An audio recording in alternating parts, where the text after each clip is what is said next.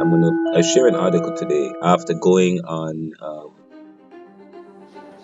I wrote an article today after going on Twitter this morning. Early this morning, I went on Twitter and I saw that Elon Musk had reposted uh,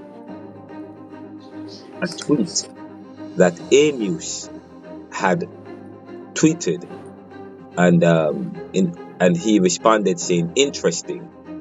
The post that he reposted, what he was commenting on, was interesting, and he reposted it. The person was Amuse, and he said civil servants. And according to Amuse, civil servants, almost 160,000 federal civil service employees, are now billionaires. And he has a caption below the image of an article entitled "Almost 160,000 civil service employees are millionaires." And then underneath that, a smaller caption about the article that says, "When President Biden took office, fewer than 70,000 federal workers were millionaires.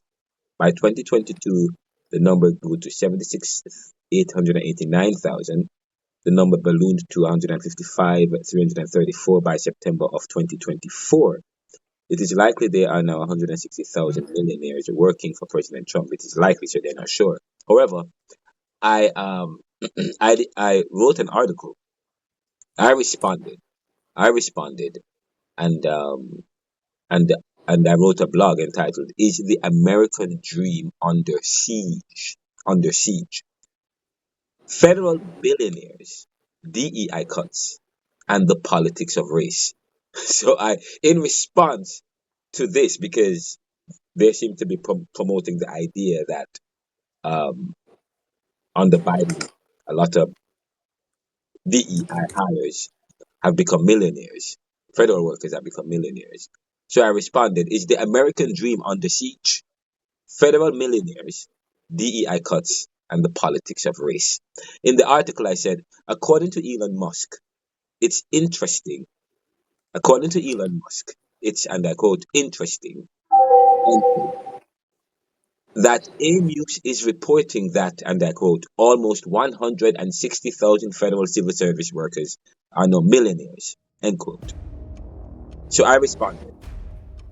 So you're saying that under Trump, you're now saying under former President Joe Biden, many federal workers who are Americans were able to realize the American dream, and that's a problem?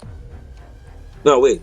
I mean, let me say this again. You're saying that under former President Joe Biden, many federal workers who are now Americans were able to realize the American dream, and that's a problem for the Department of Government Efficiency, DOGE, Elon Musk, and Donald Trump.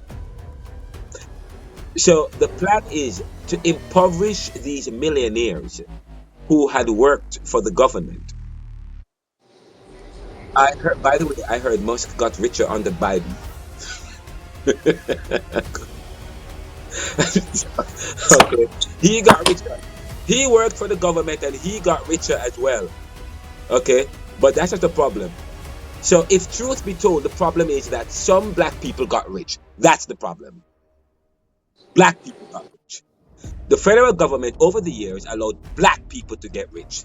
So now they are jettisoning or getting rid of the only path to the American dream for most black people in America, working as civil servants. By firing, Well, by firing all DEI hires, calling it efficient and using it as a strategy to make America white again, with only white men who are rich in charge. So, in closing, they fired the only woman general and the second black male general, calling it efficiency or efficient. But it's a strategy. It's a strategy, ladies and gentlemen. It's a strategy to reinvent white supremacy and deny the American dream to black men and women and to white women and those who are different. Your thoughts? Your thoughts, Ricardo? I don't even know if I have any thoughts. I've been saying this, the writing on the wall already. I've been talking to this to people. And I said this to Paul this morning, that some people jobs are going to, the idea of gutting the civil service, the USAID, is really an attack on people of color, especially Black people. Some white people are going to fall by the wayside.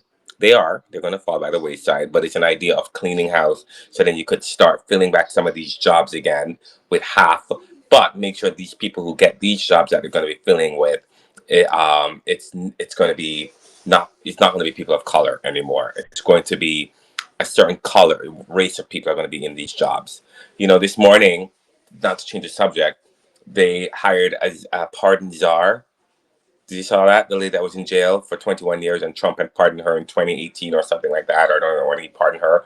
And all of a sudden he's giving her a job, you know, and it's a Black woman, and we're supposed to feel good about ourselves because a Black woman had this pardon czar, some job he created for her. Give me a break, you know?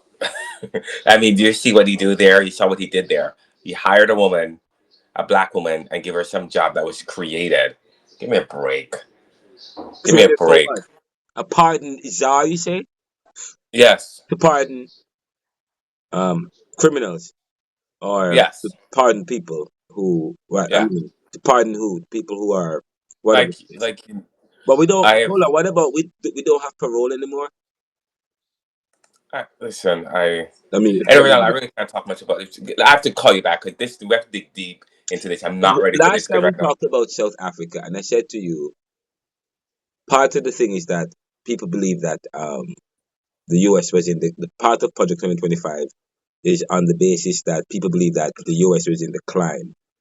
The U.S. was in decline with Donald Trump. Sorry, here it is. Elon Musk is from South Africa. He believes that South Africa is in decline, and the U.S. will become like South Africa.